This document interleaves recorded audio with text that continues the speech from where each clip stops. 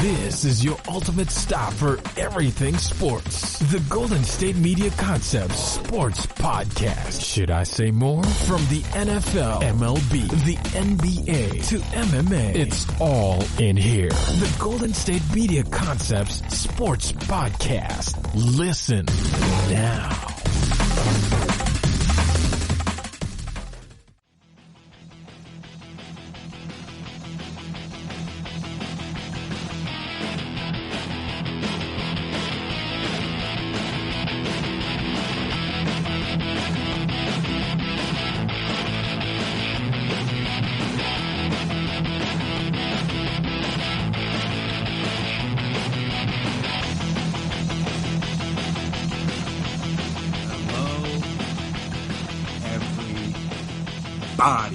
Welcome you guys back to another episode of the GSMC Sports Podcast presented by GSMC Podcast Network. My name is Chris Blades, and I want to take this time out to remind you guys again, if you haven't already, which I mean you should, but if you haven't, subscribe to the podcast. Make sure you never miss an episode. Make sure you're always on top of when we drop our latest stuff.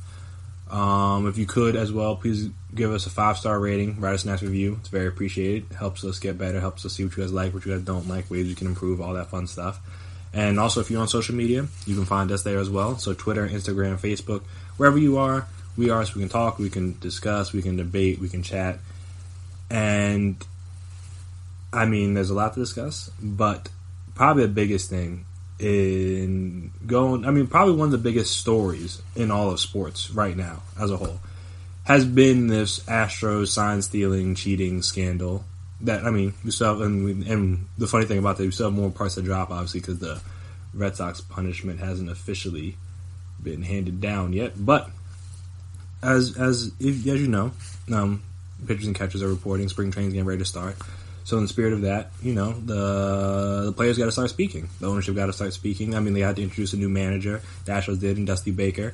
I don't think I mentioned that on this podcast, but obviously, if you guys are paying attention, you knew that already. But he was out there with the owner, Jim Crane.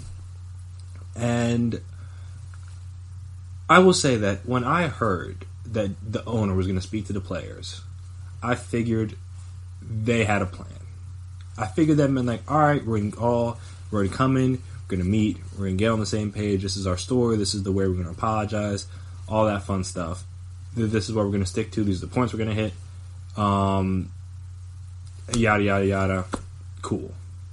But then when you come today, you listen to what different players have to say, you listen to what the owner himself had to say, you realize that the Astros really don't understand how big of a mess up this is.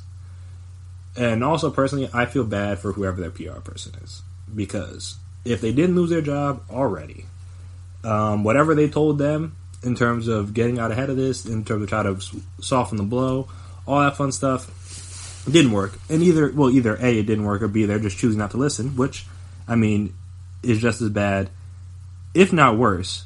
But it seems to me that the Astros, I don't want to say all the Astros, but some parts of the Astros organization, whether that's ownership, whether that's some of the players, whoever, don't seem to understand how serious this is and how serious everybody else around the league is taking it. Obviously, to them, it's all water under the bridge. They didn't name any players in the report. They said they didn't do anything in 2019. Blah blah blah. Like we're all past this now. And while they may be past this, they're not the people who were wrongly affected by this. They're the people that were able to take advantage of this. They weren't the people whose seasons were ended, whose World Series hopes were dashed, whose careers potentially were ended due to their struggles against the Astros. And because of that, I don't really feel like the Astros. I can't. Let me walk that back a little bit, because I can't judge sincerity internally. Obviously, you can listen to them, you can believe them whether they're sincere or not, but I'm not going to sit up here and say that this person's not sincere, that person's not sincere, whatever. One thing I will say is it doesn't seem like they understand like how serious this is, and it seemed like they played this wrong from the beginning. Because the easiest thing would have been when it came out and it was reported, and once the things came down, all you have to do is apologize. Be sincere. Say, yes, we did this. Yes, we took advantage of this system. Yes, we understand the ramification and the penalties because of it. We apologize. We're sorry we did it. And yeah, we're just not, obviously we're not gonna do it moving forward and all that fun stuff. But due to the fact they didn't really do that, they tried to keep it quiet. And then when they did first speak, I forget, it was at some charity thing, Bregman and Altuve spoke, and it was just like their apology wasn't really like that crazy. And also like, I don't know, I think, wasn't it, I'm pretty sure it was Bregman who just like they came with a statement. They were just like the report found what it found, yada yada yada, and they didn't really expound on it. And that was a mistake from the beginning, because once, like, it's not, because at this point it's no longer speculation. You know for a fact that they did something in 2017. I think they did a little bit in 2018, and then according to the commissioner, they didn't do anything in 2019. Obviously, you will believe that based on how much you like or dislike the Astros. But long story short, they decided, they decided that wasn't the case. But it just seems like some of the players at least, or some I don't want to say some of the players, some parts of the organization don't understand like how serious this is and how much people are going to stick with this. Like, as much as they can try to move on, as much as they can try to say that we're past this now, it's over for us, blah, blah, blah, it's going to stick with other players and other teams around the league, honestly, for a while. Probably until most of these players retire, and then even then, all the things would be looked at kind of funny. And we'll talk a little bit more about what some stuff I think they're going to deal with this season, at least, and maybe even in the future, but definitely at least this season, next on the next segment. But when you hear their responses, and you talk about when you heard Jim Crane say that he didn't think it really affected the games, which, one, if it didn't affect the games, then why would you do it? And two, I mean, though the commissioner's thing didn't necessarily say, yes, this was or was not the reason why they won, obviously, knowing what pitch is coming helps. Now, it's different, because, I mean, you could argue that, because this has always been my belief with steroids. Obviously, they're bad, they're illegal, all that fun stuff. And I was going to say, I'm not going to try to, I don't want to word this as I'm trying to defend steroids, because I'm not, because cheating in all walks, in all forms, fastest, whatever, is bad. However, the only thing I will say is that steroids doesn't help hand-eye coordination, from what I know. Now, so it'll make you bigger, faster, stronger, so you can hit the ball further, hit it harder. I think some human growth hormones you get back from injury quicker than most average player, blah, blah, blah. But long story short, it doesn't help hand-eye coordination, which is why I've always argued that Barry Bonds should be in the Hall of Fame, just because he was good before he didn't need the steroids to be good. You could argue maybe Mark McGwire, Sammy Sosa, some of those kind of guys needed the steroids to be as good as they were, but he didn't need that.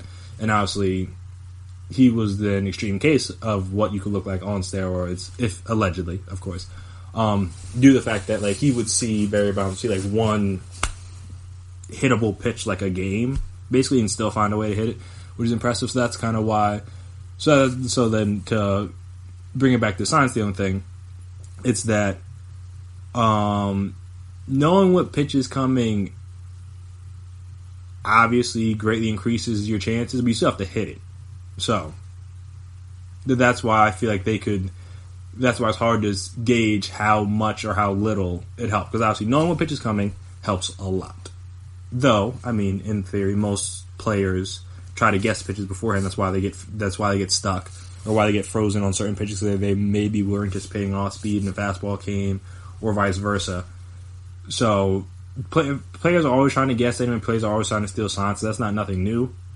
But obviously, distinctly knowing, knowing, hey, a fastball is coming here, or hey, an all-speed pitch is coming here, obviously, if you know that for 100% certainty, that obviously makes things a lot easier. So that's why this is always a disaster. But like I said, going back to Jim Crane's comments, the fact that he said that we don't know how much this affected the game was an asinine thing to say.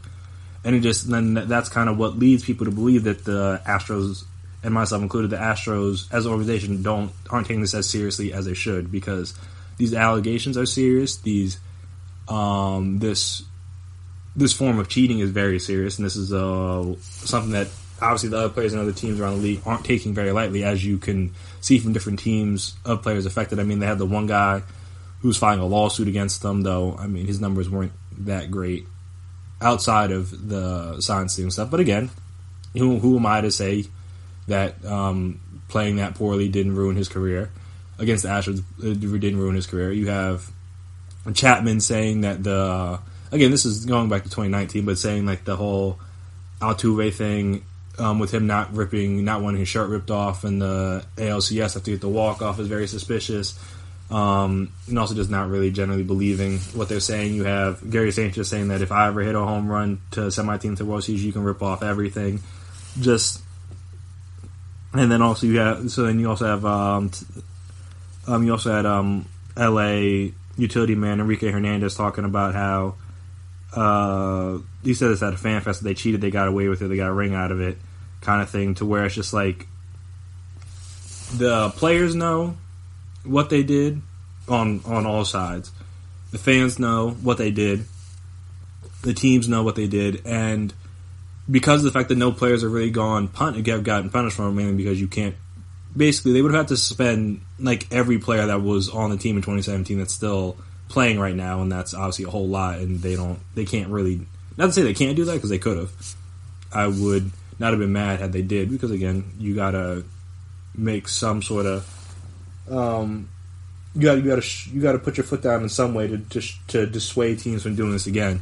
But because that hasn't happened, and that's the reason why they can kind of give these half-hearted apologies, because they are, as much as people would judge them for it, as people mock them, say that their World Series is tainted, it has an asterisk, all that fun stuff. Like, at the end of the day, they still won, and they're not taking it away. And the players are still playing. So it's like, it's hard when they're not being punished to the full extent of what they could be.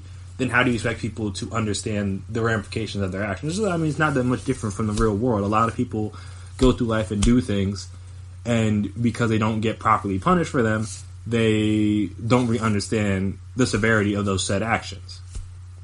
And also because that they give half-hearted apologies. I mean, how many times have we seen people do something and then issue an apology on social media or on TV or in an interview or something, talking about, like, I'm sorry for anybody that I've offended, as if it's on the person that was offended to not be offended by what you said, as opposed to you saying, instead of you not saying things that are offensive. It's kind of the similar concept. Like, if you don't fully understand the extent of what you did and you weren't punished really for it, then it's hard to give a sincere apology for what you've done. Another case in point of that would be, like, I talked about the 30 for 30 documentary a couple episodes ago with Michael Vick, and you could see when he was apologizing before going to jail and obviously coming out of jail, due to the fact that he was punished, almost more so overly punished, you can see that, or you at least not, I'm going to say you can see, because again, you can't judge the sincerity in a person's heart or whatever, but you feel as if he's really contrite and or he really understands what he did in his actions and the course he's trying to take to make that up. And you just don't feel that with the Astros right now. And that's kind of the unfortunate thing. That's kind of just what was, I don't want to say bound to happen when the players weren't punished, but just like, if they don't get punished and their World Series doesn't get taken away, like, at this point, like, what does it matter? If I'm a player, like, if I'm an Astros player, like, I don't even got to be like one of the. Well, the one person I will give credit for is Carlos Correa and his little media scrum thing. His apology sounded a little bit better than the other guys. Like, he seemed to have a better understanding of what he did and, like, of what the team did. Not just say just him, but what the team did and how it affected the other teams and the league as a whole. And he seemed to be a little bit more sincere. But again, I can't judge how sincere or how not sincere somebody is. It's hard for me to do sitting here unless I actually talk to them and could gauge that from there. But I mean, every person's going to judge them based on how they feel about the situation. But it's just interesting. It was interesting to see, because you wondered how the Astros are going to come out and portray this, and then when you get to the literally the owner, the top of the top, saying that he doesn't feel that him saying that he didn't feel like that it affected the games and trying to backtrack that a little bit after being asked, but he really just said that the commissioner found what he found, and like that's it, and we're trying to move past that, and like we're trying to look in the past, and I'm like, sure, but like that's a part of your present and your future. What happened in the past? Like you can't just like act like that didn't happen. You're like, oh, we're gonna move past it and I'm not gonna talk about it anymore. Blah blah blah. I'm like, no, this is going to be something that's following this Astros team for, again, not only just for the season, but for most of these guys the rest of their careers until. Actually, I don't even know if there's anything they could do to get people back on their side. Honestly. Because at the end of the day, no matter how good, if they do good, people are going to assume they're cheating again. If they do bad, they're going to say they only did good because they were cheating. So it's like they're basically in a lose-lose situation, which, I mean, they brought on themselves, so they no one to blame for that but themselves. But it's just like an interesting situation the Astros are in, and obviously the comments they didn't make it that much better. And also, I think he said something else about the owner tried to like not take too much blame for it because he's like just the owner. But I'm like, yes, but it happened under you. That's like, it's like if you're in a company and there's like some sort of scandal going on within your company. Do you necessarily, does that mean you knew about it? No, but it still happened under your. It's happening with employees that you pay. Like, that doesn't make it okay. Just because, like, maybe you weren't necessarily directly involved in it. That doesn't make it. That doesn't matter. If it happened on a team that you own, then that's a bad thing. You can't just, like, completely, like, push that to the side. And also, just one last interview thing I thought was funny was Justin Verlander, who was, before he got traded to the Astros, was very open and adamant about how bad sign stealing was, saying that he wish he did more after the fact. And I'm like, all right, come on. That, like, again, these guys had time to prepare and think about and analyze and decide what their apologies were going to be, and it just didn't feel like they gave the best apology they could have. Because to say that, like, I wish I did more when you were so adamant about sign stealing beforehand just sounds kind of wild to me. Just because, I mean, if you want, like, at least I give AJ Hinch credit, if assuming everything's true, is that he tried to break some of the monitors. Like, that's actually trying to do stuff. Now, did he stop it necessarily? No. But that's, like, trying to do something. You just saying, I wish I did more, because you didn't really do anything, because it was benefiting you, because your team was winning games, even though it damaged the integrity of the league. That doesn't. That doesn't sit well. That doesn't sound good to me. That doesn't sound good enough. Again, he doesn't have to apologize to me because he didn't affect me in any way, or not him, Justin Verlander. But like the Astros didn't affect me in any way. But just to say, like, I wish I did more. Like, what?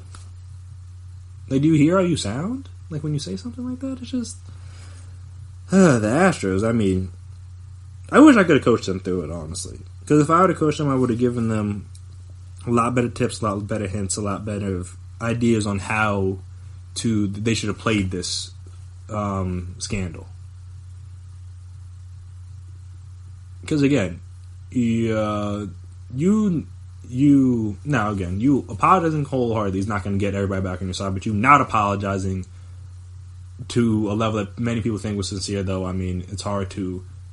It was going to be hard to please everybody in that regard, but you not apologizing or not showing as much remorse as people believe you should show is not, that doesn't help anything either. That honestly makes it worse. But hey, it's just funny. We'll see. We'll see how the season plays out for the Astros, because this is going to be a mess. I feel bad for Dusty Baker because he was out of the league and he wants a job, obviously, but this is the job he walked into is one that I would have understand him not wanting to take. Though, I mean, they got a lot of talent still, obviously, because no one was suspended. But yeah, this is a mess, an absolute mess. So speaking of that, after this break, I'm going to come back and we're going to talk about some of the things I think the Astros are going to have to deal with and how they're going to have to get through it, because there's going to be a lot on their plates this year. And again, not even just this year, but in the future. But they're going to be dealing with a lot in all their games this year, and I'm going to try to talk about that and try to give them some advice on how they can handle it. So we'll talk about all that fun stuff right after this break.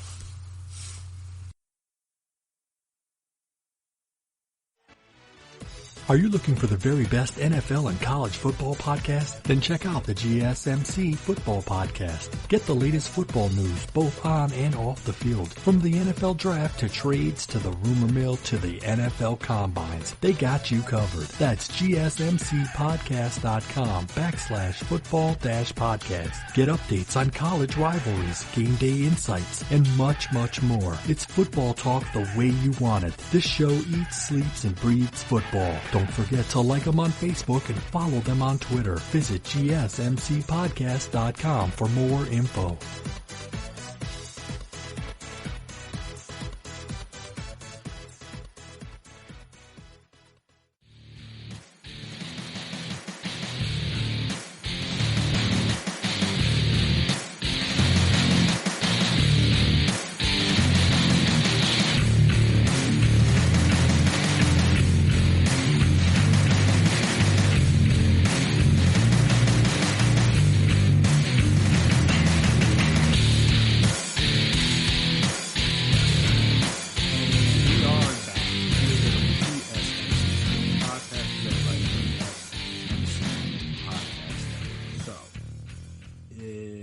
I'm Alex Bregman, if I'm Jose Altuve, if I'm even Carlos Correa, potentially, I hope, for their sake, they can find some of those, like, quarterback, like, flak jacket type thingies to, well, not thingies, but, like, some of those flak jacket type things, or, like, maybe, like, a rib vest that some of, like, the players in football wear when they, like, hurt their ribs.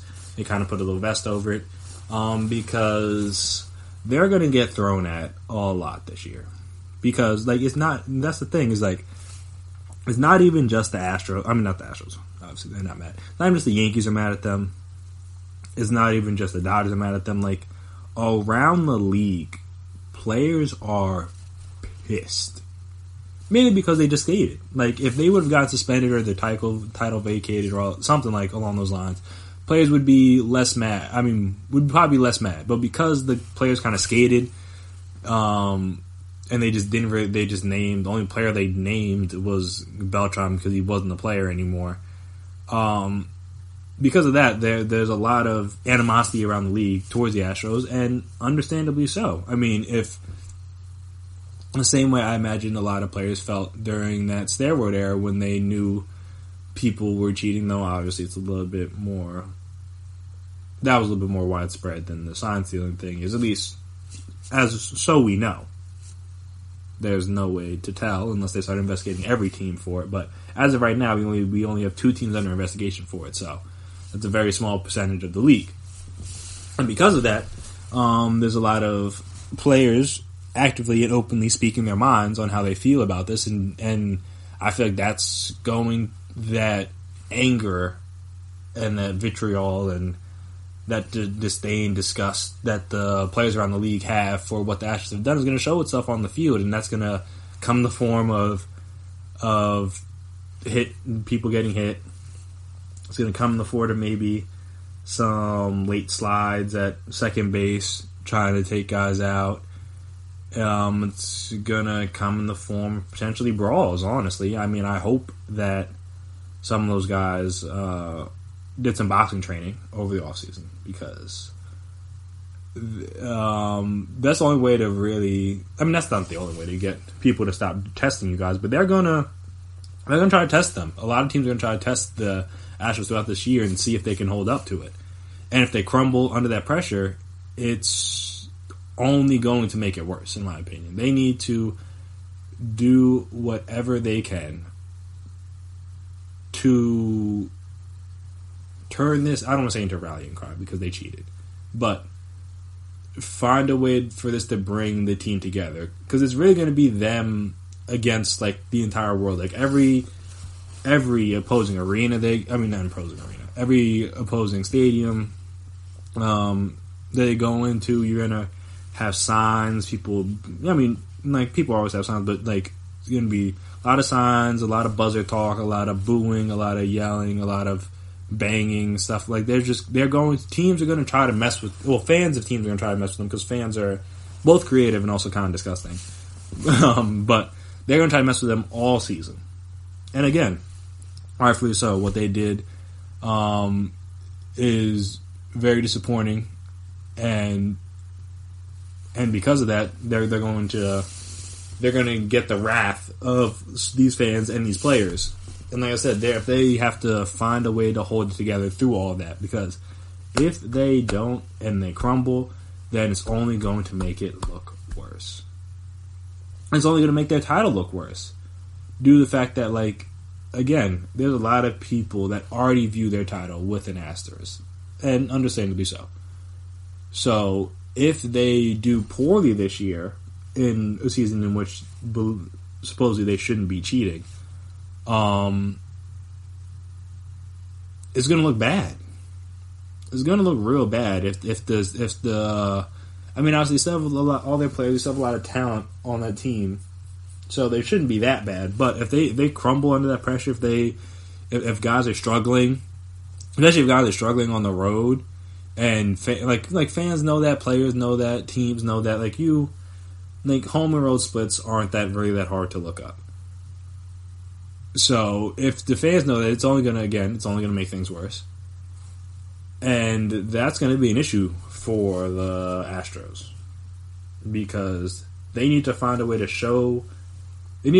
way to get past this as a team and as an organization, because no one's going to help them through it. No one's going to care about if they fail. So, no one on the outside at least is going to care about if they fail. No one of the fans is even going to be rooting for them to succeed. A lot of people that didn't even hate them are probably going to hate them more now just because of what they did in the statement they put on the league. This is honestly probably a bigger scandal than steroids was, because at least everybody was doing it. Not that makes it better, but if everybody's doing it, then you can blame the people that got caught, but then you can't actively point fingers at everybody else because there were people on your team that were doing it too. So it makes it a little contradictory. But because of the fact that that no one else has gotten caught officially yet, I mean, we'll see what happens with the Red Sox. And we'll see if anybody else around the league gets caught. But because of the fact that no one else got caught, they're going to get the ire of everybody because they're the face of this scandal. They're the face, they're the name, all that stuff. They're the main people involved. Like I said, they're going to get the ire of all those fans. So hopefully they understand that and they are prepared for that, because it's gonna be rough for a while. I mean, it's gonna be rough all season, and the only way you can kind of get through that is by winning games. And that's like I said, that's the biggest thing. They need to find a way to hold it together, because once they start winning games, even though obviously people will believe they're still cheating, but the easiest way to get people to forget about this stuff is to do well, because if they're doing poorly, then it's only going to make it worse. And also, like I said, you kind of have to embrace this role of the heel or the villain, as you will. Because I mean, obviously, wrestling isn't real; it's scripted. But you see a lot of these people kind of lean into that role of, all right, I'm gonna be the bad guy. I'm gonna be the guy no one likes. I'm gonna be the guy that gets booed when they go into the opposing or like different arenas. I'm gonna get booed when I go up against certain people. And some people thrive in that. And you see, even in other sports, you saw the Heatles, but like the Miami Heat team when LeBron and Chris Bosh joined D Wade, they kind of went through that at first. And they kind of tried to embrace that hero role, but they weren't good at it. And that's kind of why they had their struggles the first year. Obviously, we know what happened with the finals against the Mavs. But they were just like kind of in their own head trying to be like, yeah, I'm cool with this. I can, all these boos and all the jeers and all the like branded jerseys, all that stuff, like that doesn't affect me at all. And like I said, if you're not built like that, you're not wired to be that, because not everybody thrives with that kind of negativity. Some people don't succeed in that kind of manner. And if the Astros have a bunch of players that aren't ready to succeed in that manner, then this season is going to be an absolute disaster for them. I mean, like I said, it's already going to be rough. No matter how good you do, people are going to assume you're cheating. And if you're doing poorly, they're going to assume the only reason you did good before is because you're cheating. So again, you're kind of in a lose-lose situation. But from their sake, it's better to do good and just have everyone assume you're cheating than to do poorly. Obviously, no one wants to do bad. People want to win games. So yeah, they kind of just have to find a way to hold the team just has to find a way to hold itself together through this. And that'll be the interesting thing is how do they do that? Like, how do they find a way to make sure that this isn't what breaks them? And I mean, they only know, they know what they did, they know what they didn't do, they know how they can handle it.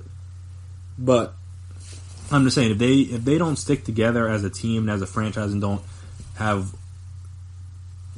a one distinct focus and mission for the season, then it's going to be an absolute mess. Just because, as I talked about in the last segment with their apologies, different people seem to be on different pages. Different people seem more sincere or less sincere than others. There wasn't one overarching message that they were all trying to get through. Obviously, other than like, oh yeah, we're sorry, we won't do it. Like this, like that little basic stuff, but just like in between stuff. Like I didn't touch on this before, but Carlos Correa talked about how they potentially ruin careers by the use of technology, and that's something that not everybody else touched on. And that, like I'm saying, that just shows that certain people understand the severity of what these actions are more so than others, in my personal opinion. Obviously, like I said, hard to judge sincerity from a video or from a quote, but that little bit shows me that, all right, some people get it, and it's hard to say if everybody gets it and everybody's on the same page. Some people honestly may not, again, they view it as bad, but honestly may not care, because it's like I said, it's in the past. So that's kind of going to be their issue, is like, how can they hold their season together? Because that's kind of, because yeah, like I'm saying, they're going to get, I mean, they're already going to get everybody's best shot because they were one of the best teams in the league, but they're going to get even more because teams are going to want to show that just how much the cheating helped them. Because again, if you assume, which hard to do because they got caught cheating, but if you assume that they're going to go through the season without electronically, trying to steal signs, then every strikeout they got in a big situation, every bad at bat, all that stuff, anytime they fail from an offensive standpoint, the team's going to be looking at them like, hey, see, told you. If they weren't cheating, that they wouldn't have won the World Series. And like I said, until they can prove otherwise, it's going to be hard to argue against that. And then I'm saying, even if they do prove it, if they go out and win the World Series this upcoming season, people still aren't going to believe it because they're going to assume they're cheating because they're doing that already with the 2019 season when, just because the whole buzzer thing kind of started on Twitter, people just assume that, like, oh yeah, they already cheated once, like, of course they cheated again. And while I don't necessarily agree with that line of thinking, it is kind of interesting that he was so adamant on not getting your jersey ripped off. That does it, just like the optics of it, very bad. But yeah, so the Astros are going to have to figure out a way to hold their team together somehow, some way, because, like I said, I hope they're prepared to get hit. I mean, I saw jokes on Twitter about Altuve is going to lead the league and set the record, not even lead the league, set the record for most hit by pitches this year. Because again, they're going to get thrown at probably almost every game, but not every game, but a good amount of games, especially in the beginning of the season, because everybody's pissed. And they also may have to be prepared to fight because people aren't happy about this. As you've seen and heard from different players around the league, people are very up. A lot of, again, not even just, and that's the thing, not even just pitchers are mad. Position players, catchers, whoever, they're all mad about this. And rightfully so, especially if you were on one of the teams affected by it. You're, like, rightfully pissed about this. And they're going to take out that anger on the Astros next year. And I just hope, for the Astros standpoint, they're ready for it. Because it's going to be messy. And if they don't do well, this season is going to be a disaster for them. And could spiral this whole core of players that they have right now completely. It could ruin the primes of their careers, this kind of scandal. But we will see soon enough. We will see soon enough how they handle this scandal. in terms of off the field, because we already see how they're handling off the field. They're not handling it well off the field, but on the field, we'll see how they handle it. And hopefully these guys are better baseball players than they are spokespersons and are apologists. But again, we will see soon enough. So yeah. So after this next break, we're going to switch gears over to college football and talk about not necessarily a scandal, but a very peculiar situation that Mel Tucker, I should say, found himself in this week. And just kind of how it's an overarching view of college athletics as a whole. And like I said, what happened here is a perfect encapsulation of like the way college athletics is being run right now. And I will explain all that stuff and what I mean right after this break. So stay tuned.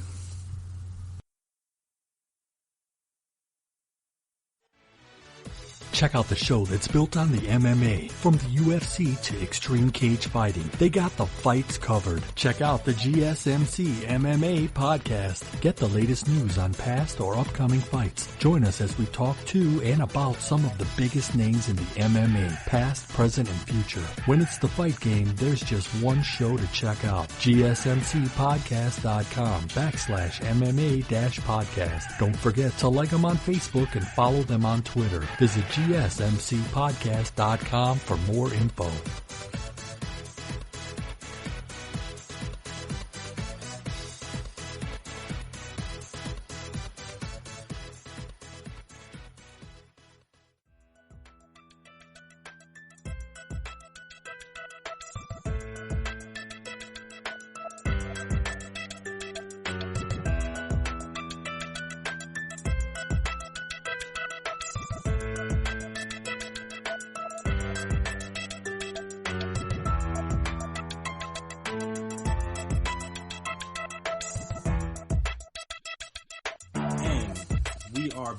Here again on the GSMC Sports Podcast, presented by GSMC Podcast Network. So, if you didn't know, you weren't paying attention to college football this week, because, I mean, it's the off season, like, you don't necessarily have to. Mel Tucker, who was formerly the head coach at Colorado after spending a lot of time as different defensive coaches in the NFL, in college, was at Alabama, was at Georgia, DC for the Bears, and the Jaguars and the Browns over his career. He left his post at Colorado to go take the recently vacated job at Michigan State. And while good for him, happy for him, I mean, it is what it is. We gotta do what's best for ourselves. But the way that it happened and the way that it went down is very peculiar. Very interesting because, I mean, as early as I think it was either early this week or like last week, like he was out there with donors and trustees talking about like he's committed. He tweeted out that like he was flattered, but he was flattered by the consideration. This was on February 8th, so it's now recording this on the 13th. But I think he was hired with like this article was written. I think it was hired like earlier this week. So, regardless, this was on the 8th. He said he got hired on the 12th, so that was Wednesday. So he said, "While I am flattered to be considered for the head coaching job at Michigan State, I am committed to Colorado for #the build of our program. It's great athletes, coaches, and supporters. Unfinished business, go Buffs. We are a relentless culture, the build. Blah." And then within days, poof, all of that's gone. And it just, I mean, it's even made more interesting because he had comments, I believe it was in October, talking about there's no transfer portal in the real world. So a lot of these college coaches, and I think this is one of the biggest problems with college sports as a whole. And I know we talked about this a couple episodes ago about the Big Ten and how they proposed the one time you can transfer anywhere, no judgment, no ramifications, no pushback, nothing. And this would always be helpful in this scenario. But so a lot of these coaches really, really believe that no transfer portal in the real world kind of thing. In terms of like, they're like, hey, we got these kids here. They're signed here for 4 years or whatever. I think, yeah, because in this article I'm reading on CBS Sports, they're talking about how Mike Gundy recently reacted to the Big Ten's proposal that I talked about. That the NFL doesn't have unrestricted anytime free agency. None of the pro sports do. These athletes have to fulfill their contract. What we have with our student athletes is a 4-year contract. It is what we signed and they signed when they are recruited. So there's a lot of things wrong with that statement. One, if you're signing a contract, you're getting paid. These guys aren't getting paid, though. They like to think of them with they're getting paid in a free education, blah, blah, blah. Like, that's not why most of those kids are there. So, miss me with that. But secondly, like, a lot of these coaches think this way, that, like, hey, I can go do whatever I want. But God forbid the player wants to do whatever he wants, can't have it. And I'm saying that's the problem, or one of my problems with college sports right now, is that these coaches can do and say whatever they want. I mean, we'll focus on the do part, really, but they can talk about, they can commit it, they can bring in a recruiting class, all that stuff, and then they can up and leave, whatever. I mean, we as fans and certain media outlets will judge them for it, but at the end of the day, no one really cares. Like, they just go on coaching and it doesn't really matter. While these kids who signed to Colorado because Mel Tucker was going to be the coach are now either going to be stuck at Colorado with a coach that they didn't get recruited by, or they're going to try to transfer, and then if they do try to transfer, they might not be able to transfer right away. Now they got to sit out a year, and it's just like all this stuff is just dumb. Personally, but just like, this is the way college sports is set up, to where the coaches can and will do whatever is in their best interest. And again, I get it. It's hard to turn down that much money. Because, again, the reason why I believe or it seems like he didn't turn down was because the money was looking funny. And he was like, nah, that's not enough. And cool, I get that. A lot of people will go to a better job for more money. But when he does that, again, I get it. You got to get to the bag. I'm no judgment here in terms of that. But if and when a player decides that, hey, this is not the right spot for me, I need to go leave and go somewhere else, they should not be judged for that. They shouldn't be mocked. I mean, not necessarily mocked. They shouldn't be degraded for doing what's best for them, in their opinion, because these coaches do it all the time, like we talk about. Or like I've talked about, like, these coaches just, like, they decide, they're like, hey, I know I just said that I'm committed to school. I know I just brought in a recruiting class. All that cool stuff. But did you see how much money they're going to give me? Like, it's a lot more than I'm getting paid here. So, enjoy Colorado. I'm going to Michigan. No, Michigan State, but you get the point. I'm going to East Lansing. And I'm saying that's part of the problem. Another thing that I on NBC, I was binging it on Netflix, and then I caught up on the most recent season. This is not the podcast for that.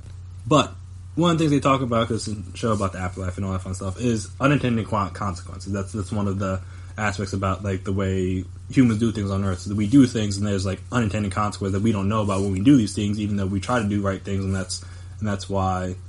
But then there's unintended consequences to the things that we do, and they may not turn out to be as good as we thought. So, speaking of that, the thought behind the early signing period with players being able to sign early, because according to this article, Colorado is now the 7th school to change coaches since prospects were able to sign with colleges early from December 18th to 20th in 2019. Both Colorado and Michigan State are essentially changing coaches after 2 signing periods, as National Signing Day occurred on February 5th, and the period itself extends until April 1st. I mean, obviously Colorado's doing it out of necessity, and Michigan State's doing it by choice. But that's when you think about an early signing period, oh, that's great. Let these guys decide early. If they've already made up their mind, why wait? Blah blah blah. But then when it comes to when you see, like, whether it's D'Antonio, where he just decides to up and leave, even though he could have done that at the end of the season, but he decides later on to leave, or when you have different people take different jobs, or like when the Matt Rule goes to the pros after the early signing period starts. Things like that. Like, those were unintended consequences to something that, in theory, was a good idea or was done in good faith. Like, these people, the people that came up, whenever they decided early signing, it's like, all right, yeah, like, we want to get these guys to be able to get in early. If they're ready to go, just get them signed early. There's no need to wait around, all that fun stuff. You can already get your recruiting class started, all that good stuff. But then when you have that, then you have these players sign early. Now, when the coach leaves, they're kind of stuck because I'm saying, like, I know exactly how the national letter of intent works. So I wasn't a college athlete, so I don't know how, if you or when you can back out, or if you can back out at all. I'm honestly not sure about that. But because of the fact that there's an early period, if some of these players would have waited until the national original official signing day, like, quote unquote, in February, then obviously the Colorado players still would have been in bad shape. But some of these other schools wouldn't have had these issues with guys signing early due to the fact that their coaches left, and maybe they decide to, like, hey, no, I'm going to back out, I'm going to go somewhere else. And like I said, it's just a lot of these things there's a lot of situations and scenarios and things that we as humans do that we intend to do in good faith and with good reason, but then they don't work out as we plan due to unintended consequences, due to the fact that humans are unpredictable. So that's my little part on that. But also, it's just like, it's a mess. Like, players are, and then the other thing, just a little bit off that point, is the fact that, like, the bigger schools or the bigger conferences in college sports can basically do whatever they want. Because when you look at the the Pac-12, the Pac-12 had a school in the Pac-12, I should say, had what they believed was a good coach. Obviously, he's only 5-7, so we don't know how good or bad he is as a head coach. But they couldn't keep him because they didn't have the money to, because the Big Ten brings in more money than they do.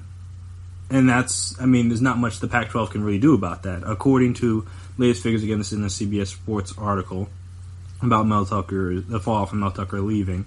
Pac-12 schools make at least $17 million less annually than their Big Ten counterparts in media revenue, $50 million to $33 million. And that's, like I said, it's a big deal. John Wilner of the San Jose Mercury News has already calculated that each Big Ten school will make $139 million more than its Pac-12 counterpart over the next 5 years. So that's why you have situations like that where the Michigan State can come in and be like, "Hey, we're gonna basically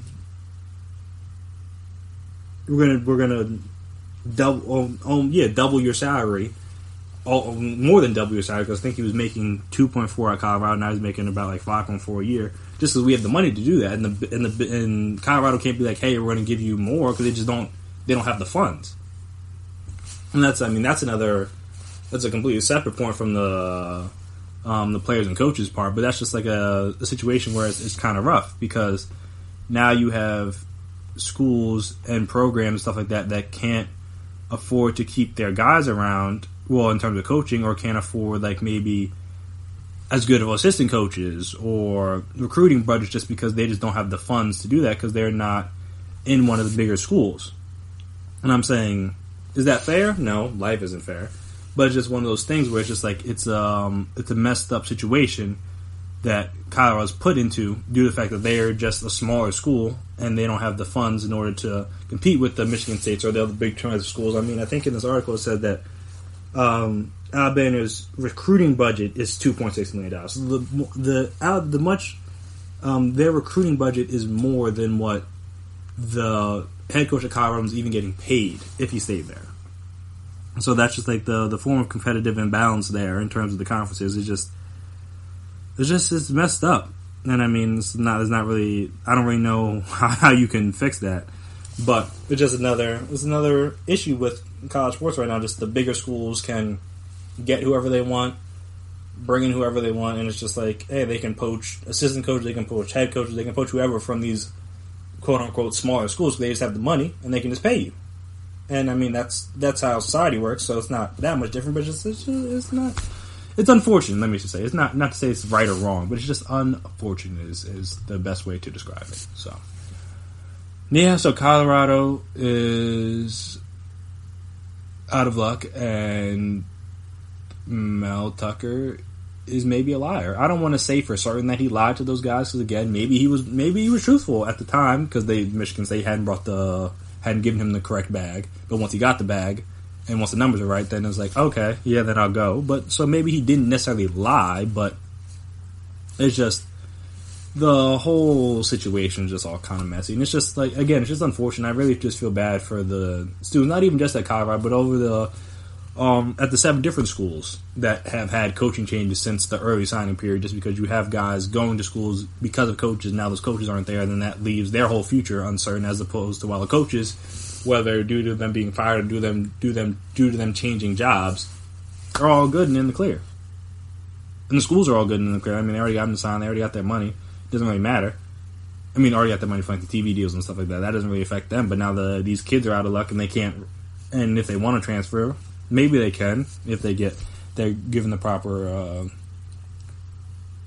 the proper ability to. But until that happens, these guys maybe have to sit out a year. And there were probably guys going into Colorado who thought they had a chance to start or play as a freshman, and now who knows if they will, because they're going to have a new coach, and we don't even know if this same coach likes or wants to do the same things that Mel Tucker did. So all of that is just really unfortunate, and it's just, I mean, it looks bad for.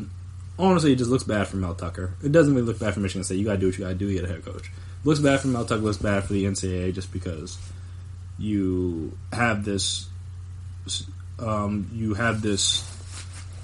I can't think of the right word, but you have this arena in which coaches can do whatever they want and then condemn the players for doing the same exact thing the coaches do.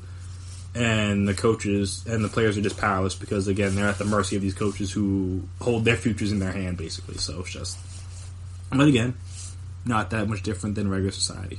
So I don't know what that says about us as a society, that this is kind of the way we've accepted the kind of power dynamic and structure that we've accepted to be okay. But that's a different kind of discussion for a different podcast. So let's see how it works out for Michigan State. We'll see how it works out for Mel Tucker, because, again, we don't really know how good of a head coach he is, but see how it works out for the MC, how it works out for Colorado. Maybe it's a blessing in disguise. Who knows? But hopefully, I just hope for their sake it doesn't set them back a lot and doesn't hurt those students and those athletes at the end of the day. So we shall see.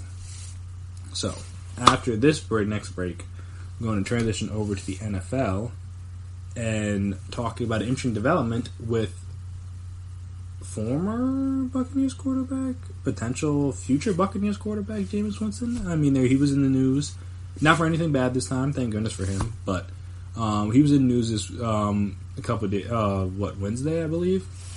Wednesday, he had a procedure done, so we're going to talk about that and talk about how I think that could affect his future, either with the Buccaneers or beyond that. So we'll talk about all that stuff right after this break.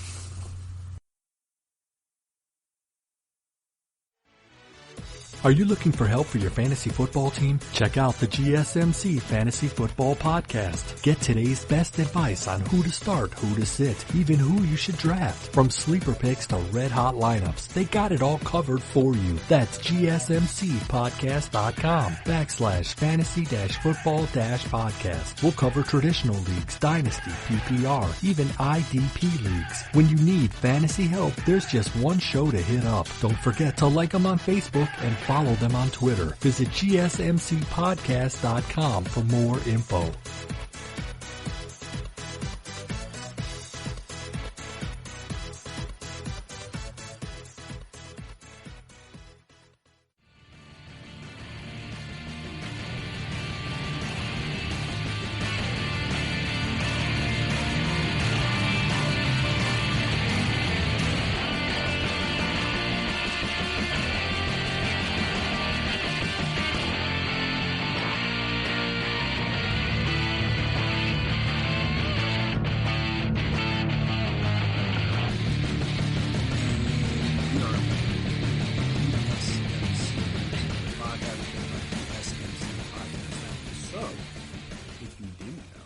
Jameis Winston decided to get LASIK eye surgery.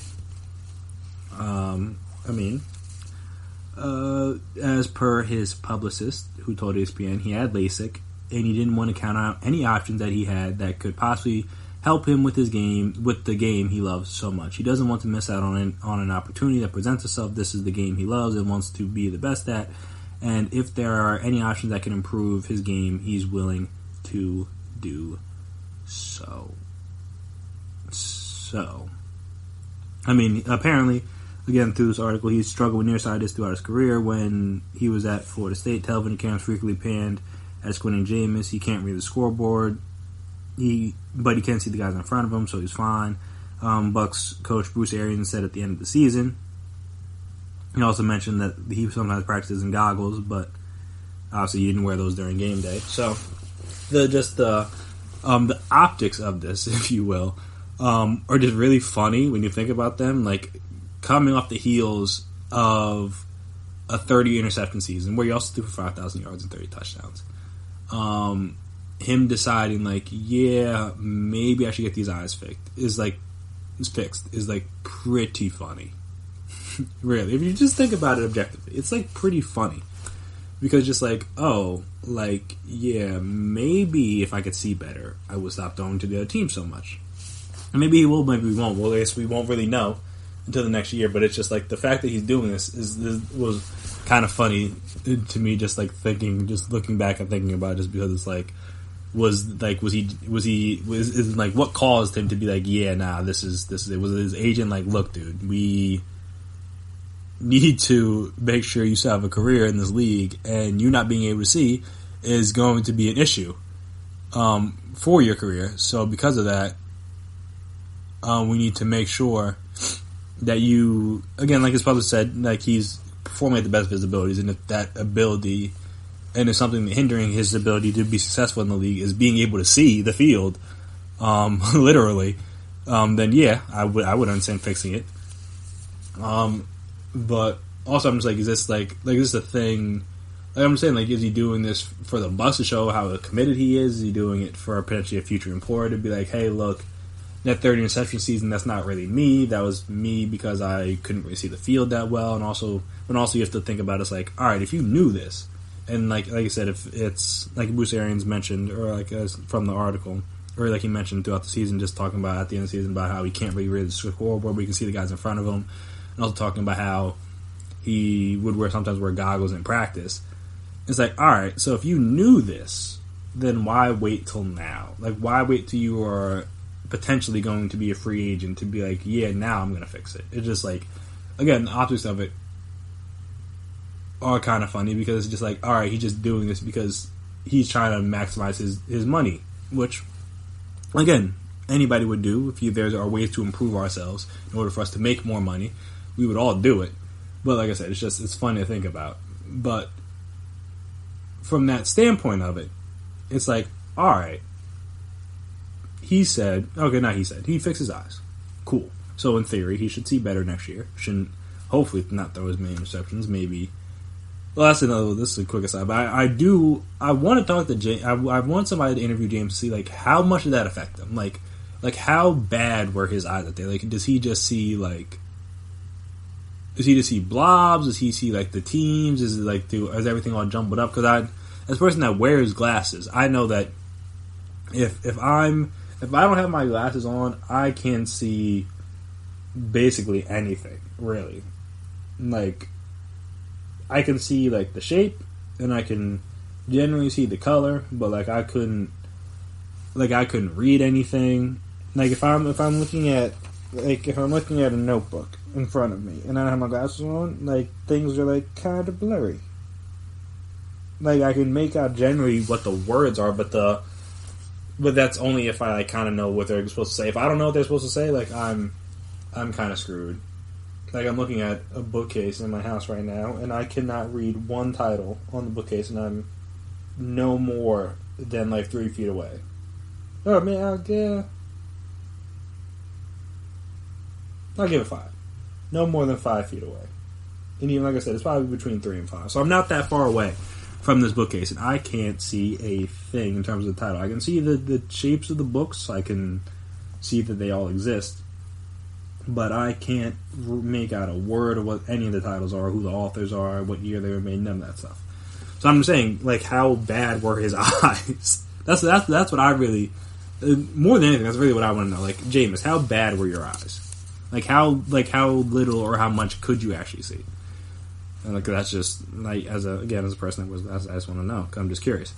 Kind of when I played sports when I was younger, I had to wear goggles, and then once I got to high school and I realized that like, hey, maybe shouldn't be wearing goggles as much. I decided to get contacts, and then obviously that helped a good deal. But again, if he was deciding not to do that and he's just like playing through whatever nearsightedness that he has, I'm shocked that he didn't get this before. Let me put it that way, because if it was really that big of a deal, he probably should have gotten it before. But we'll see. But regardless, so boom, he's done it now. So now what for Jameis? Like he hasn't really gotten a ring endorsement from Bruce Arians in terms of him definitely being back with the team next year.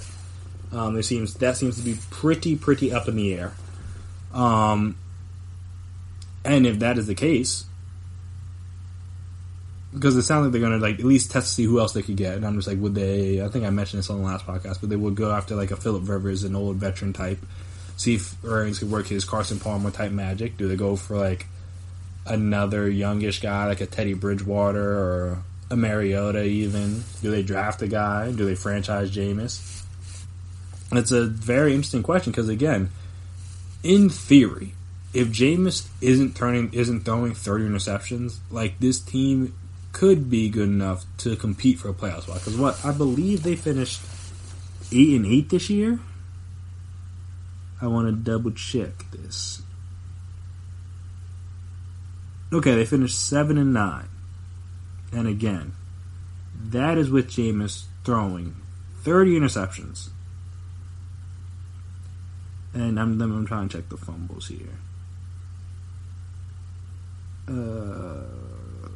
And he also fumbled 12 times, but I don't know how many that's lost. I'm trying to see the lost fumbles here. I know if it doesn't say. But regardless, he fumbled 12 times on top of the 30 interceptions, which is disastrous. So I'm saying, if you have a quarterback that's not turning the ball over that much, in theory, they could go. I mean, it's hard to year to year league. It's hard to just directly say that they'll be 100% better. But in theory, they should be. I'm saying, if you can go 7-9 with your quarterback throwing 30 interceptions, then you could go 8-8, 9-7, 10-6 if your quarterback's even down to, like, say, like 15. Because like, a good amount of those were like pick sixes, too. Like, it's not like some of those directly led to points for the other team, which is just as bad. I mean, not just as bad. It's worse. It's even worse because obviously turning the ball over is bad, but when it leads to points to the other team, that makes it worse. So, if I'm the Bucs, am I 100% all in on Jameis being the guy? Not necessarily. But also, he's going to be 26 next year, so he's significantly younger than most other free agent quarterbacks you could get on the market right now. Like, obviously, he's been in the league 5 years, so you kind of know who he is. But in theory, he can continue to get better because he's not like stuck in his ways per se. Like, if you go out and get Phillip Rivers, who again at certain points last season looked washed, and I know this because I had to watch more Chargers games than most of you did because Phillip Rivers is my backup fantasy quarterback. Unfortunately for me, yeah, you can imagine how well my team did. But yeah, so I had to watch a game. I watched him throw. How many interceptions did he have in that? I watched him throw like a bunch of interceptions in that one Raiders Thursday night game. I watched him throw all his interceptions against the Chiefs, even though I was able to win that week due to the fact that he threw for like 400 yards or something stupid like that. Yeah, I'm trying to see the game log. Can't find it. Found it. So yeah, that Chiefs game, he threw 52 times, 353 yards, 1 touchdown, 4 interceptions. Had a 49 pass rating. Wow, it's atrocious. But yeah, so just like, is that a guy they go after? They're not going to get like a Tom Brady, I don't think, but who knows? Like I said earlier in draft, like what options do they have outside of Jameis? Do they just franchise Jameis, hope that you see how much different his eyes are this year, see how much better he looks in year 2 of Bruce Arians' offense, But then I'm saying, like, that's the franchise tag game is a game no one wins except for the quarterback because he gets paid a lot of money. Like, the teams don't really win because you don't really show the type of faith that you need to show in your franchise player, nor does, like, he feel that faith, nor does anybody on the team really feel that faith because you're not willing to give him a long-term contract. Look at how the Cowboys are kind of bungling this whole Dak thing just because they just either pay the guy or don't pay the guy. Don't Kirk Cousins it. Because then no one wins. Except for, I guess, Kirk Cousins, because he made a lot of money. But then, yeah, then he left, went to the Vikings. The Vikings have been, with him. Washington hasn't been good at all without him, though. Give them credit. They were 6-3, I believe, before Alex Smith had the terrible accident, or terrible injury, I should say, to his leg. So maybe they were on to something, but you never know. But yeah, so it's like, what other options do they have, really, for the Buccaneers? It's like either Jameis or you kind of start from scratch. And it's like, I'd much rather go with the guy I know and I've been around, though Bruce Arians hasn't been around that long, but I'd much rather go be with the guy I know and been around and who's been in our organization for 5 years and try to bring in someone new completely off the street and hope that it works out. It doesn't seem like a great option, personally. But again, we'll see what Bruce Arians decides to do. But yeah, so Jameis has better vision now. Hopefully that leads to better success and better play from him on the field next year, because that's obviously what he's hoping for, I would think. I mean, you wouldn't get LASIK for any other reason than you think can improve your game. So we will see if he and his team are correct on that. Because if not, then if he's not already not on the Bucs, he won't be on the Bucs much longer. So we'll see how that goes. But after this next break, we got to talk about All-Star Weekend and talk about what my favorite events are of the weekend now, because they were different than what I liked as a child, and also just like how I would try to fix some of the other events, because I mean everybody seems to be wanting to fix their stuff. I mean, the NBA changed the All-Star game, MLB's has a different rule change, a different thing they're trying to implement. It seems like every week. So yeah, I might as well take my hand in trying to fix some things and try to change some things. So we'll talk about that kind of stuff after this break.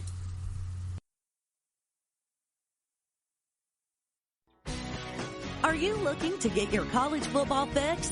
Looking to get the latest news on your favorite school's team? The GSMC College Football Podcast is your ticket to all things college football. Join us as we talk college football, from the national championship, the college rivalries, the bowl game, to the Heisman Trophy. To which conference is the best? We've got you covered for the Big Ten, SEC, Big 12, the Pac-12, ACC, and everything in between.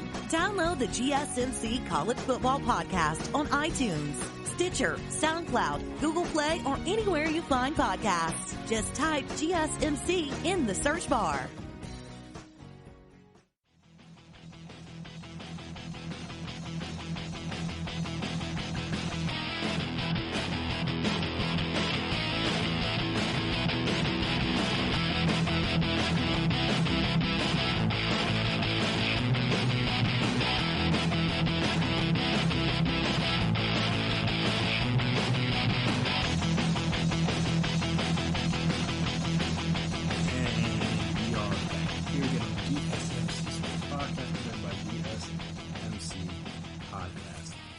So, as I said, All-Star Weekend. It was this weekend and officially kicks off. You guys are hearing this Friday, so we'll be kicking off tonight with the Rising Stars game and the Celebrity All-Star game. And then obviously Saturday you got the Saturday night stuff. You got the skills competition, 3-point contest, dunk contest, and then Saturday finishing up with the All-Star game, as per usual. But the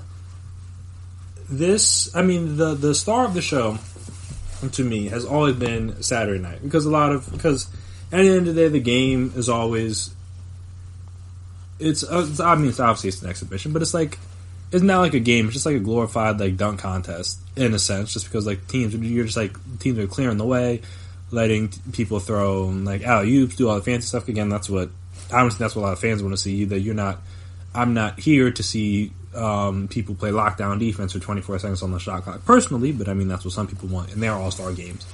And honestly, we'll see with the rule change they had this year if that incentivizes teams to play harder before the fourth quarter, because obviously everybody plays hard towards the end because they want to win the game, especially on the defensive end. But like, we'll see if that, with them needing to win each quarter now in order to get the money for their charities, if that affects things. So I may come back to this, and we may be talking on, when you hear the next podcast, from me at least, on Monday, we'll be talking about the game and how it went and how the rule changes affected things. But personally, like I said, Saturday night has always been the star for me. And when I was younger, the star used to be the slam dunk contest. And that was always the thing I was most interested in, always the thing that most people were most interested in. I mean, there's a reason why it goes last on Saturday night, because that's supposed to be the star of the show, it's supposed to be what everybody's tuned in for. And it's just not that anymore. And they tinker with different things, they try different things, they try to bring more life and more juice into it, but for whatever reason, it just doesn't have that same effect that it used to have, except for 2016.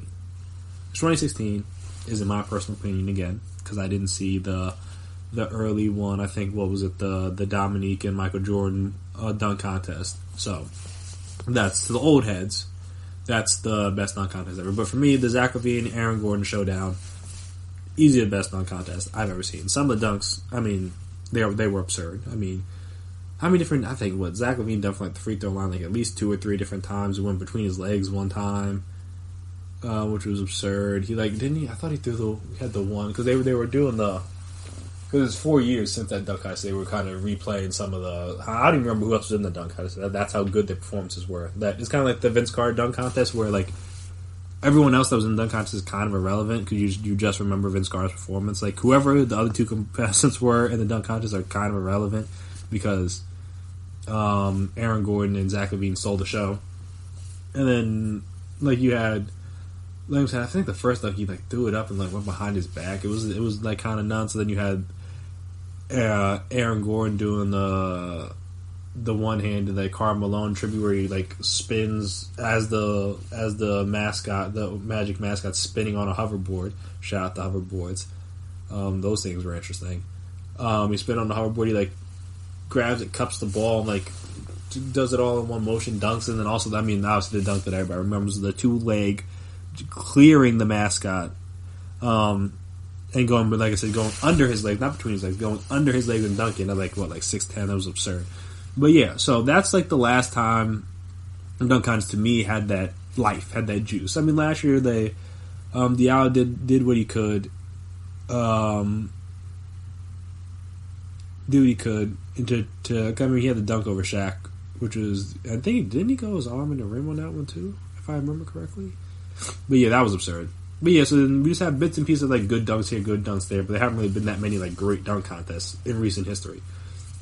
And a lot of that is because due to evolution, due to people not being impressed by things anymore, we are forcing these guys to think almost a little too out of the box. And now they got to try, like, dunk contests used to just be about like different types of dunks. Like, obviously they're not just like your standard like 2-hand or 1-hand dunks from games, but they're like between the legs, behind the backs, alley-oop, stuff like that. Now we got to bring props in. We got to jump over people. We got to bring, like I said, you got to bring mascots in, though sometimes it works. You try to get, I thought, what was it? They did like the Black Panther dunk the one time, and he put the mask on. I think he missed the first dunk, and it just like ruined the entire moment. But yeah, so I think that's one of the biggest issues from the dunk contest is that they're just not getting, because they have to be too creative. These guys aren't nailing their dunks on the first try. That's kind of always been the excitement with the dunk contest, is you being able to nail that dunk on the first try. Just because, like, honestly, when you see a dunk for the first time, you're like, oh, what's he going to do, what's he going to do, what's he going to do? And then you see it, you're like, oh my god, that was so cool. But when you see a dunk 2, 3, maybe even 4 times before the guy nails it, because obviously, I forget, what was it, the one year, and they will, I remember early in the, like, mid-2000s, I thought they experimented, I think it was mid-2000s, maybe 2010s, but I thought it was mid-2000s where they experimented with, like, unlimited time rounds, and he was just like Nate Robinson out there, even though he was gonna win, was just trying. He kept trying. I think this like double under the leg dunk off the backboard, and it was just like it took him forever to get it. Just even I remember how if he got it eventually, but it was just like it just took forever because it's like again, once you see something for the first time, it's not as impressive the next time. So if you see somebody go up and try to do something and they miss, then it's like, oh, okay, and then you see it again, and you're like, all right, that's cool, but like. I really don't care anymore because I already saw you try to do it. So I think that's the biggest thing is they force these guys to be too creative, which isn't necessarily a bad thing, but because of that, now the guys are missing more dunks than they used to do. Because before, back in the day, they would just get it, one dunk, boom, they nail it. Then you move on to the next one. And again, that's partly because they weren't needed to be as creative. Because again, we've seen almost every dunk that you could imagine at this point in time. But like I'm saying, because of that, they're forcing these guys to do wild and wacky things, and because of that, they're missing the dunks. And when they miss the dunks, it like ruins the competition. And also the fact that there's usually like at least two guys that are just abject disasters in the thing. Doesn't matter who, doesn't even matter how. They're just like always at least. There's very rarely do all four guys nail like great dunks in their first two rounds. Like that doesn't happen that often. And I think that's another thing that takes away from the contest itself, personally. So that's why my favorite is now, well, second favorite, I'll just get to that real quick, has always been the celebrity game, just because I like watching people that are unathletic try to do athletic things. It's very funny, very humorous to me. And also just in the flip side, it's also fun to see which of these celebrities or people that you didn't think was that athletic is actually surprisingly athletic. It's just a cool thing on both sides of it to see. But I mean, obviously, it's always fun. That's the same reason I watched the celebrity softball game for the MLB All-Star game, just because it's a funny thing to see. It's entertaining for me. Let me just put it that way. It's entertaining to watch people whose is not their profession try to do something at a high level is a strong word, but at a adequate level. And then sometimes they do, sometimes they don't. I mean, but yeah, that's always been funny. Even though those games aren't necessarily that good, because again, the people aren't that good. But it's just those are funny to watch. So that's my number 2 for the weekend, because again, the dunk contest is kind of whatever. I mean, but my number one big thing has always been 3-point contest. Not always, but recently has been 3-point contest, because it has some more of that excitement and that I'm trying to think of the excitement's probably the best word I can think of. That the dunk contest has been lacking recently, at least. Just like that, the suspense, another good word, suspense. Just because you're like, and you're seeing the people go through the rack, it gets down to the last rack. They're trying to catch up. They're trying to see if they can get the money balls to go. And that's kind of what's been doing it for me recently, at least. And I feel like that's kind of been the case for a lot of these. I mean, other than, like I said, other than the Zach LaVine and Aaron Gordon dunk contest, you could argue a lot of these dunk contests, the 3-point contests have been more entertaining and better than the dunk contest, honestly. And we'll see how that goes, because again, they took something that was fine.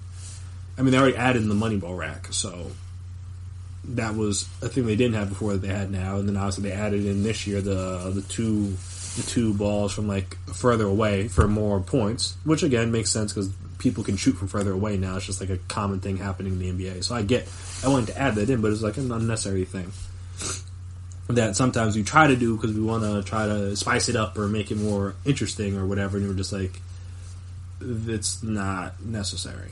But we'll see how that goes. Hopefully, I mean, that didn't seem like it's that bad of a thing. No, again, you get 10 extra seconds for it, so you still have to go through your whole round. You got to run back, so people got to get through their rounds quicker, because normally you just time it out to make sure you're done by 60 seconds. Now you got to go run from the corner to, I think it's like on the wings, and then go from there. But yeah, that's been my favorite, just because like it's just the excitement's there, or it has been there at least recently. Hopefully, this 3-point contest still continues to live up to the hype. But yeah, those are my 2 favorite things from the All-Star Weekend. Obviously, everybody's different, but some things I would try to add or try to tinker with is the dunk contest. There should be, I think they have it where it's like a timed round now. You can do as many dunks.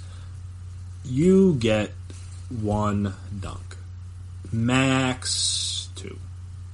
So I don't want to say 1 because like dunks are hard, especially dunks they have to do. So you get 2 dunks per round. So that means whatever you're doing, you have to be good at it. I don't need you out there trying fancy stuff you never really tried before the day of the event. Like, no, that's how we get these mistakes. And you do something twice, you mess it up, then you got to go back to your secondary or maybe your third dunk that you had planned. So I'm saying because of that, cut down on that. So you force these guys to do dunks they know that they can do, and thus maybe are they as fancy, are they as extravagant as some of the other dunks? Maybe, maybe not, but I think that's part of what made that Aaron Gordon and Zach LaVine dunk contest so good from what I can remember is the fact that they made all their dunks on the first try. That's what makes has been the issue in recent dunk contests, the fact that a lot of these guys aren't making their dunks on their first try. Or maybe like one person is, and then obviously then they just win because they're the only one doing it. But a lot of these people are doing and trying things that they can't physically do, and then they miss a dunk, and then it's just like, So, that would be my one fix for the dunk contest. Give it limited to 2 dunks per round. Per go. I guess just not per round, because they already get like 2 quote unquote dunks per round, but limited to 2 dunks per turn. So you get one shot, do a dunk, you miss it, alright, you get one more shot, and then if you miss it, then that's it, you get whatever score. And if you make it, then you made it. So then you're good. So that'd be my first thing. Just because I think that'd be a way to weed out some of those misses that the dunk contest has struggled with over the years. And like I said, bring some of that suspense and excitement back. Knowing watching they only have 2 dunks, and them knowing themselves they only have 2 dunks, so they have to make sure they get this right. Is obviously I think that would add a little extra pressure that these guys don't necessarily have when they have the time round. Obviously, it's still timed, so that's added some pressure. But they know they can miss a dunk how many every time as long as they get it in eventually, and their score will be obviously reflect the fact they miss all those dunks. But you don't even have to sit through 3-4 missed dunks in a turn from the same guy. Just like alleviate that. Give it limited to 2 dunks. Make sure these guys do dunks that they practice. They know, in theory, they know they can do. So that's why I'll give them 2 just in case they mess it up the first time, because nobody's perfect. But obviously, I think that's the biggest thing is the fact that guys aren't making dunks in their first try. And I think that's what's hurting the contest as a whole. So that's 1. And then 2, I personally would, I don't know where you put it in or what you would replace, but the idea of having like a one-on-one tournament, like one of those king of the court kind of things, that greatly intrigues me. Because if you see, I think I mentioned it on here before, but if you see like at those USA those USA team workouts, you see clips of those guys doing like their king of the court, the one-on-ones where they're like in the post and they're going up against the best guys, and you make a shot, you stay on, you miss, obviously, then the defense goes to offense, that kind of thing. So if you have something like that, I think that'd be entertaining to see. And so you see, because in those kind of settings, in those situations, you see how good these guys are, just how skilled they are, just like the ability for them to make some of these shots over the defenders that they're going up against, who are the best in the world. It just shows how good these guys are dangerous. No one's going to risk getting hurt in a one-on-one game in All-Star break. Though, I mean, I guess you get hurt in whatever. But I think the King of the Court thing is a variation of doing the one-on-one without as much risk of injury, because you're usually in like one spot. You're not really doing a whole lot of dribbling. You're not doing a whole lot of movement, so you don't have to worry about that. But you still have, like I said, you still have the King of the Court aspect, and you still have the one-on-one aspect of it. So I would add that in somewhere. I don't know what you take out. I still like the celebrity game. I still like the Rising Stars. The Saturday night stuff is cool. I like the fact that the skill challenge you added in the big guys too, because there's a lot of skilled big guys now who can dribble and pass and shoot and stuff like that. So them adding them in has made that a little bit more interesting in the fact that it's not like it's competing against each other. It's not just like one person goes and whoever's the fastest who like wins. It's the fact that there's you can see the guy you're competing up against, and you know what you have to do in order to beat him to a degree. Obviously, he's added that. So they've tweaked some things. They've added some things to the All-Star Weekend that have worked. But just the biggest thing they need to find a way to revitalize is that dunk contest. That's supposed to be the star. Obviously, outside of the All-Star game itself, it's supposed to be the star Saturday night, and it just hasn't been that outside of bits and pieces here and there. Like that, it just hasn't been that, and they need to find a way to get it back. Like I said, I think cutting it down to 2 dunks per attempt will force these guys to get good, or do dunks they know they can do, and force these guys to get good. Will take away some of the creativity, maybe, because these guys are going to try these outlandish, extravagant things because they know they can't make them. But then it alleviates because nothing is worse or more awkward than watching a guy continue to miss dunk after dunk. It just takes the air out of the whole arena, takes the air out of the whole contest. So we got to try to bring that out, and I think that'd be my way in order to try to fix it personally. But yeah, teach his own. But yeah, that's what I would do if I were commissioner. I mean, they're already tweaking with everything else. Why not at least tweak the thing that probably needs the most tweaking, in my personal opinion?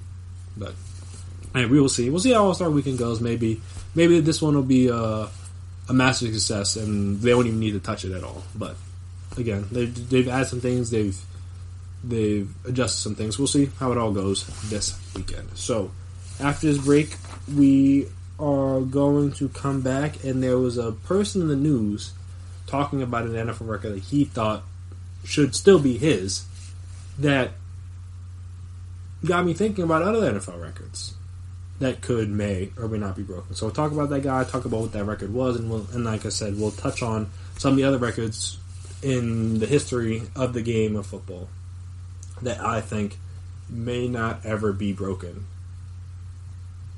Yeah, just may not ever be broken. So, like I said, we'll discuss all that stuff right after the break. So stay tuned.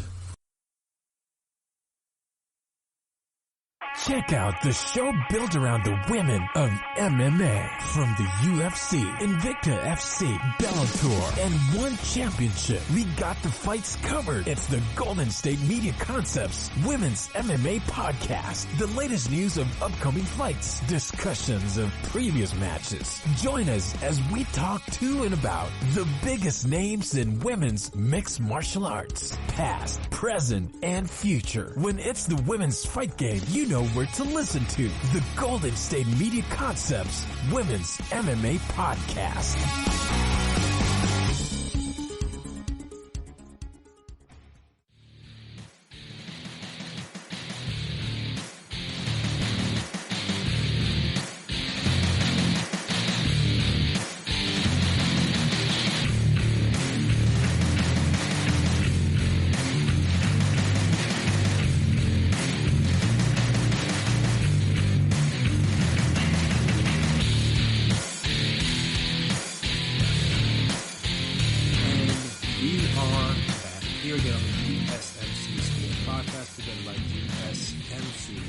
Podcast Network. So if you hadn't heard, I mean, in fairness, no one's really checking for this guy. No offense to him, but I wouldn't be surprised if you hadn't. But if you didn't, Mark Gastineau, formerly of the Jets, talked to ESPN about the fact that he feels like he should still own the sack record because, Michael Strahan owns it. He got 22.5 sacks. What year was this? 2001? On a sack that many people feel like Brett Favre kind of handed to him. Allegedly, the story is that he kind of didn't tell any of his linemen he was doing. Kind of just rolled right to Strahan and just kind of fell down. Didn't really try to break out of the sack. And then obviously, Strahan was able to touch him down. Yada yada. Sack record his. So, Mark Gastineau spoke out about the fact that he doesn't feel that it's right. He still feels like it should be his due to the fact that Brett Favre allegedly did what he did. This was weighing on him. He doesn't want he says it's a bad look for the league, for the record to be tarnished like that.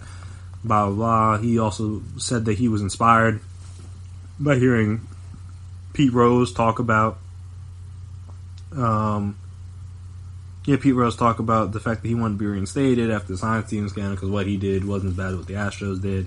And, I mean, I don't know if Pete Rose should be your voice of reason on these kind of things. But that's who Gastineau went with. And, hey, to each his own.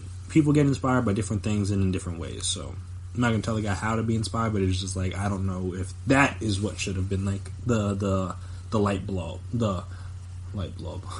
bulb flashing or going off that was hey, I want to speak up about this. But hey, teach his own. Also, I believe I was listening to some of this, and I believe Mark Gastineau had some steroid issues in his career. So his former, this from 2000, former Jet admits drug led to acts of violence off the field. So he talked about his steroid uses. So don't really know how legitimate your sack record was. But again, he who's without sins may cast the first stone. So I don't know if you can get mad at somebody for breaking it when you also did other things illegally. But, like I said, that got me thinking about some other NFL records that I feel like won't be broken. Because obviously this one was broken. It was almost broken again by, because what? Jared Allen, I think they said in 2011, Justin Houston in 2014, each have 22. Aaron Donald got close last season, but he didn't get it. So yeah, and obviously Strahan's, well, he said, I know at least he said last year that he was hoping someone like Aaron Donald could get it just so like he's off the hook for like, it's not legitimate, Brett Favre took a dive, but hey, for now, the record is still his, so he will hold on to it until someone comes along and breaks it. But yeah, that's the one that I think is going to be very, very, that's not one that I think is going to be too difficult to break, just because, again, we've seen guys get close. Especially recently, we've seen guys get close, and obviously with the passing, as much as people in the league does now, it's more passing plays leads to more abilities to get sacked, all that fun stuff. So I don't feel like that's impossible to do. But one I do think might be impossible is the most consecutive start streak that is held by one Brett Favre. His consecutive starts was at 297 now. And somebody being able to break that. This is like if you average that out over 16 seasons. So 297 divided by 16 is like 18 and a half seasons straight of starting. So that's no, like I'm saying, you can't ever miss a game of injury, do a sprained ankle, a concussion. You can't get I don't know how it counts if you sit a game, if you don't. I think say you're in the 1 seed and your team decides to rest the starters that first game. I don't would you just take the start just to continue your streak? I don't know how that affects it. But yeah, so he's at 297. I think the next closest now is Phillip Rivers. Even though it could have been Eli, but then obviously Eli had his streak broken, and then obviously he got benched this year, so it didn't really matter. But I believe Phillip Rivers is now the next closest with, how many starts is he at? I know he's at 215 earlier this season. I'm trying to get the correct number, but I know Phillip Rivers is the next closest, and it's not even really all that close. So yeah, he's at 224 right now. I'm pretty sure he's at 224. And like I said, Brett Favre's at 297. Well, he's most next closest recent. Current guy. And like I said, that's what he would need 70 more games, which is quick maths. It's about 4 more seasons. Yeah, it's 4 seasons then change. He would need to start consecutively to break this streak, and I'm just that's not. No, I don't say never, but it just doesn't seem likely. Because that's just hard to do. It's hard enough to be good enough to start that many games in a row. 1. And then 2, it's hard enough to do that and be healthy. Obviously Brett Favre played through his fair share of injuries. But that's just a very hard thing to do, just to never miss a game due to injury. Just a lot of injuries are luck. You just got to be in the wrong place at the wrong time, and boom, you get injured. So that's not really any fault of your own, but it's just like some people get thrown into you, so you get bent a certain way as opposed to a different way, stuff like that. So that 297, at least for quarterbacks, I should say, 297 consecutive starts for a quarterback, that one I don't really see getting broken anytime soon. Another one that I didn't think was going to get broken is the rushing yards record held by one Emmitt Smith, because he's at 18,355. The next closest guy is Walter Payton at 16,726, and the next closest current guy is Frank Gore at 15,347. So I guess he would need to, like I said, he needs like 3,000 more yards. Not going to happen. Adrian Peterson's at like 14,216, which, I mean, I don't want to say he's not going to do it, but he's probably not going to do it. And I think a part of the reason why, just because it's become such a passing league now that the running backs are just slowly but surely being phased out. I mean, I don't want to say completely phased out, because again, there's some running backs that get 1,000 yards and all that stuff. But it's just that like they're getting phased out earlier in their career. Like very few people are going to have the longevity that Emmitt Smith had, where he played over what? So he started in 1990, played to 2004. So that's 24 years? No, wait. 14. I'm an idiot.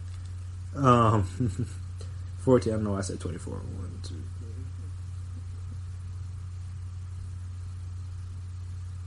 3. 15 years, excuse me. So yes, 15 years. That's going to be hard to do. I mean, Frank Gore is I think he's at 15 right now. And he, like I said, he's not even close. Adrian Peterson's at 13, I believe. And just like the wear and tear on your body at the running back position, it's just too hard to sustain that level of success to be able to get that many. Like, I mean, you have to get like multiple 2,000 yard seasons to even have a chance, because, like I said, you're not going to be able to. Very few running backs will be able to hold up long enough over the course of their careers to be able to be good enough to be close enough to that record to be able to pass it towards the end of their careers. So I think that's one that's going to be tough to do. Not only just because, again, like I said, not only just because the running backs are getting phased out to a degree, but also just because it's hard to play that long and be good for that long, especially with the wear and tear that a running back takes. Like quarterbacks, all right, that's why I'm not. I think most of the passing stats, those are eventually get passed up, because they're throwing more and more and more. The games were designed for quarterbacks and receivers to do their thing, so that makes it eventually somebody will pass Drew Brees, and then somebody will pass the person that passed Drew Brees, all that fun stuff. But speaking of receivers, the receiving yards for a career is another one that I think basically all the stats that Jerry Rice has for a career are the ones I think are going to be tough. Because you look at Jerry Rice is at 22,895 yards. The next closest is Larry Fitzgerald, and he's at a little over 17,000. So we're talking about 5,000 yards different.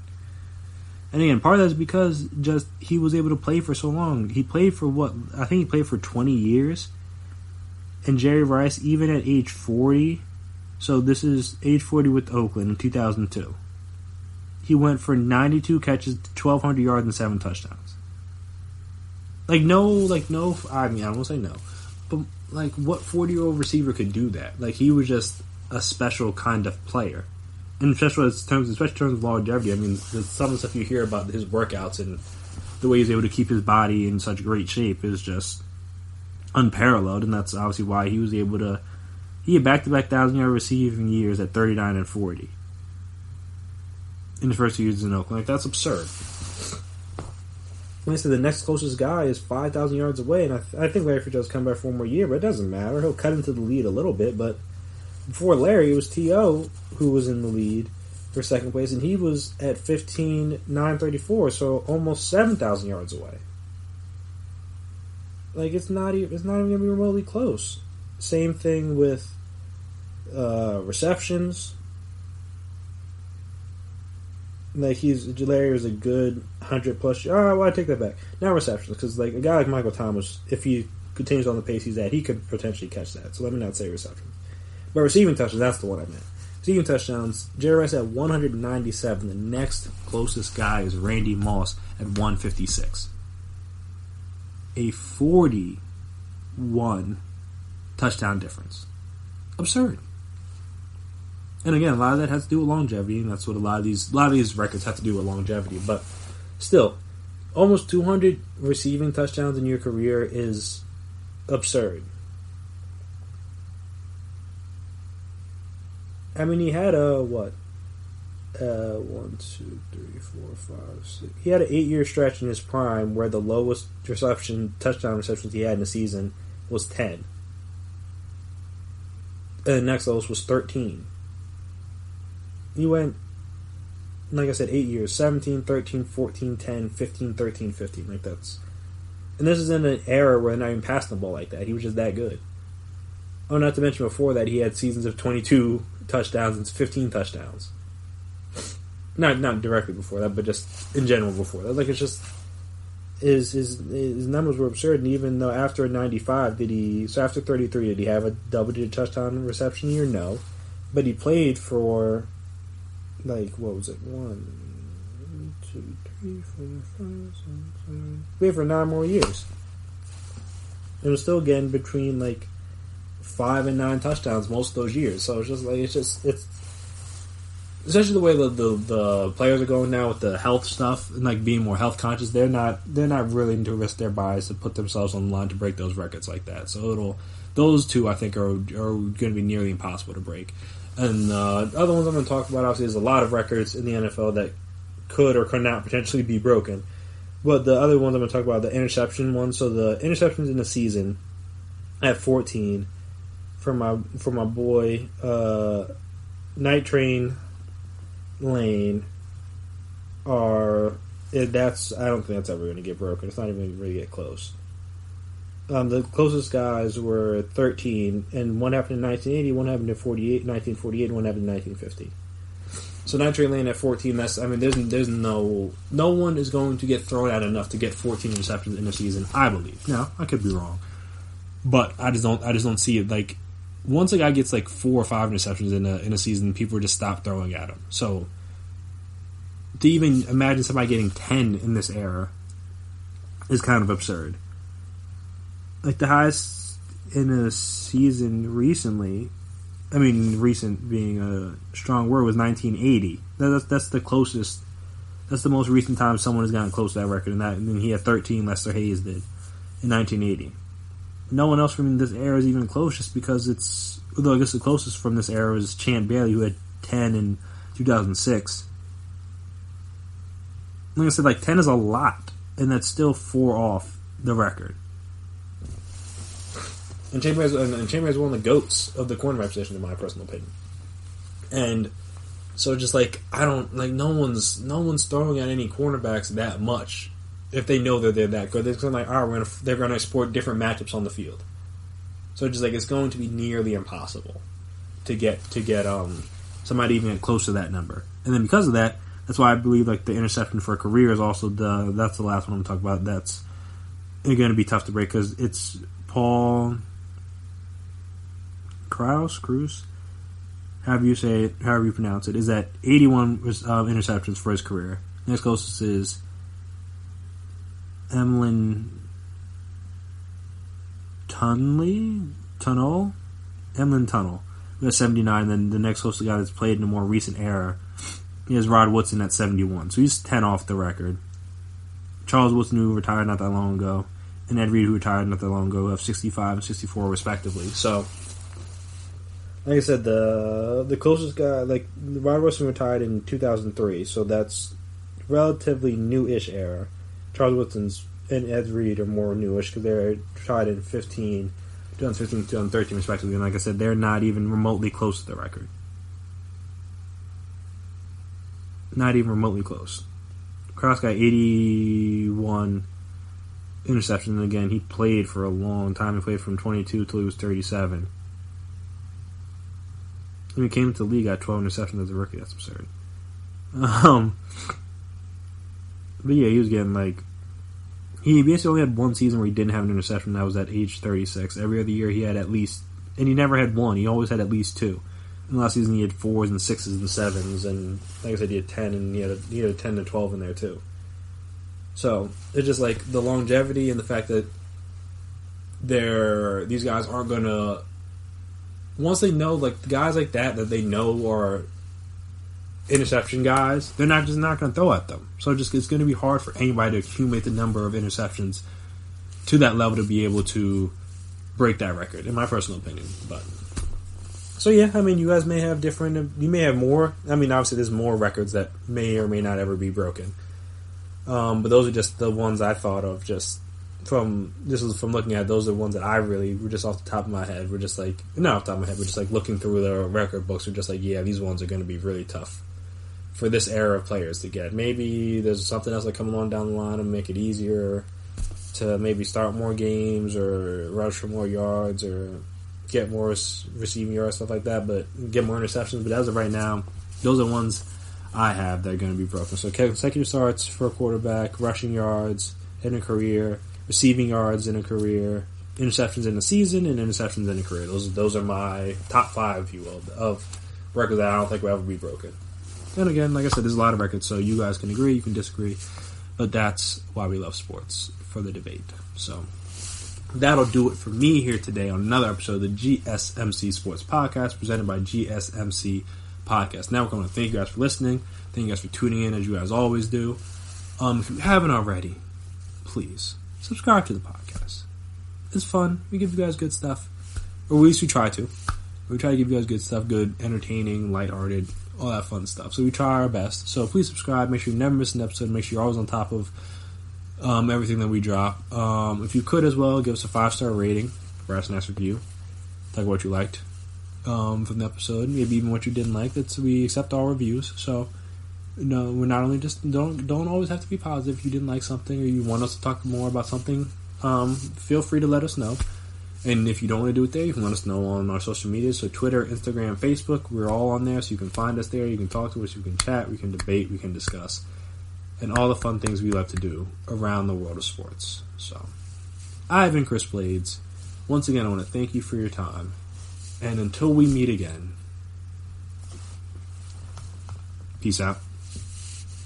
You've been listening to the Golden State Media Concepts Sports Podcast, part of the Golden State Media Concepts Podcast Network. You can find this show and others like it at www.gsmcpodcast.com. Download our podcast on iTunes, Stitcher, SoundCloud, and Google Play. Just type in GSMC to find all the shows from the Golden State Media Concepts Podcast Network, from movies to music, from sports to entertainment, and even weird news. You can also follow us on Twitter and on Facebook. Thank you, and we hope you have enjoyed today's program.